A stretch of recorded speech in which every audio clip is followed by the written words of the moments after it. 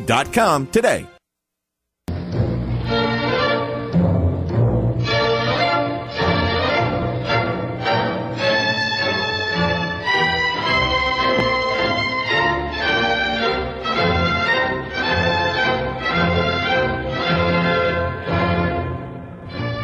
Welcome to this week's edition of World Crisis Radio. This is Webster Tarpley reporting to you from Washington, D.C.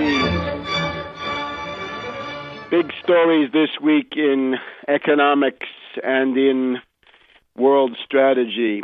It is November 11th, Armistice Day, Veterans Day, the end of the First World War on the Western Front. 11 o'clock in the morning, the last shots were fired, with U.S. General Pershing getting 3,500 Americans killed or wounded in the last 6 to 12 hours for absolutely no reason. And we'll see the relevance of that. In remembering Veterans Day, we've got to go into the sadder side of this, the side of the policies that should not have been, that got a lot of people killed who didn't need to get killed in some wars that didn't need to be fought, and also people killed in wars that needed to be fought. So Armistice Day, Veterans Day, Remembrance Day in various places around the world. 11/11/11 is when we're taping the show, so it's a sign of a somber air. But let's also remember that World War II grew out of a depression which led to dictatorship, and that the march to dictatorship in the 1930s went through a phase of what you could call Bonapartism or technocratic government. Brüning in Germany from 1930 to 1932 was in some ways a technocrat. He was a party politician, but he didn't rule as an elected chancellor. He ruled as an emergency chancellor with emergency decrees signed by President von Hindenburg. And after that, a worse period came with von Papen. And for von Papen, for 3 or 4 months there in 1932, from the summer into the fall, von Papen ruled by the threat of coup d'etat. In other words, do what I say or there will be a military coup by the army. And we have now reached the point in the Depression where I think we could argue that we're making the transition from Brüning to von Papen. In other words, from deadly, genocidal, savage, brutal austerity and cuts being imposed through more or less parliamentary means to a general tendency of having the austerity imposed by some kind of emergency dictatorship, emergency government, emergency rule, some kind of Bonapartism. And we've warned about this last week. The tendencies have been obvious. We've been telling you about the danger of General Petraeus here for the last 2 years, certainly. He embodies that option in its most extreme momentary form for the United States. But let's look at the growth of technocracy, the technocratic turn of the International Monetary Fund and the European Union. The idea that instead of party hacks and party politicians, who are, of course, widely discredited, no doubt about that, instead of that, you should have technocrats. The model of the technocrat, who would that be in the last Depression? Probably Hjalmar Schacht, Schacht, Schacht. Hjalmar Schacht, the head of the Reichsbank at one point, audited the Reichsbank or demanded it at a later point to get his enemy Luther in trouble, and then became Hitler's finance minister. So that's the kind of people we're looking at right now. The new little Schachts, the Schächtchen, I guess we can call them, the little Schachts coming forward. Let's look first of all at the Greek example. This was the one that was launched first. It was already clear where it was going. This is now Papademos. I'm not going to call him Papademos. I'm going to call him something like Thanatos Demos, death of the people. He's not a priest of the people. He's the death of the people. So Thanatos Demos, or Papademos of Greece, is a central banker. He was the vice president of the European Central Bank for Trichet.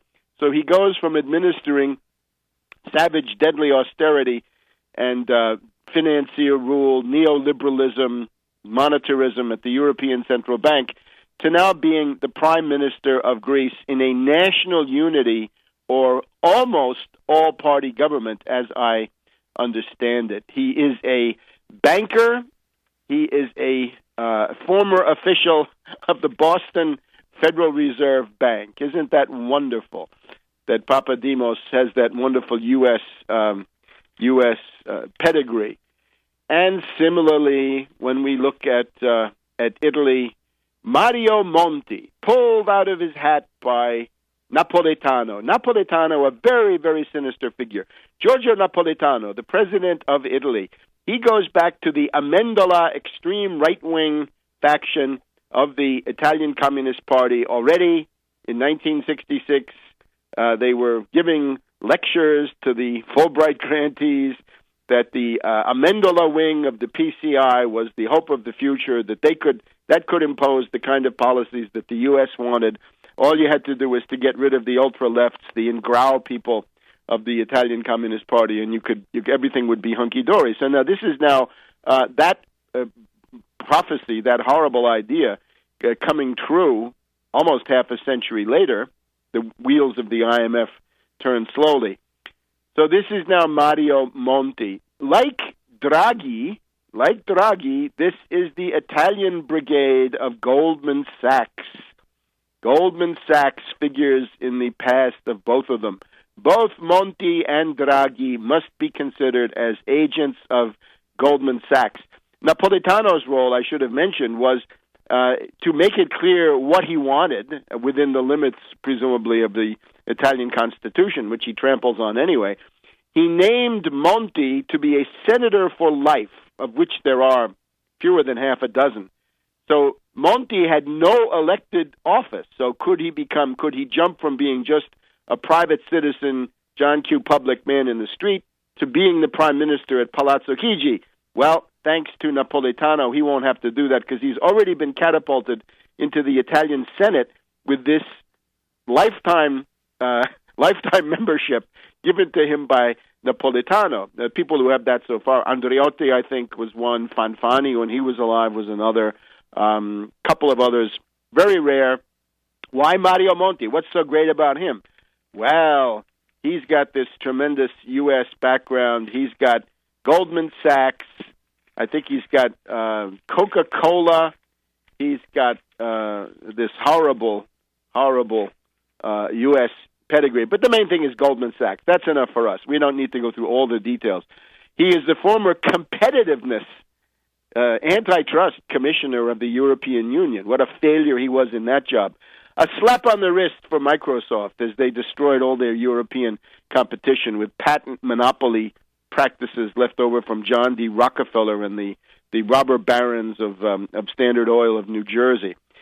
So now we're going to have Papadimos as Prime Minister of Greece. He's already been sworn in. He's got a government. So we have the Boston Fed is now running Greece, and we're going to have Mario Monti from Goldman Sachs. That is now possibly an austerity regime in Italy. Now, in Italy, the deal is not yet signed, sealed, and delivered because the deadly austerity package has to go through. This is austerity to the tune of I think it's $80 billion U.S. dollars. That the age for pension eligibility is raised, and so forth. And I think I would appeal to the labor movements of these two countries. Your job is now easier, especially you social democrats there and socialists in Greece.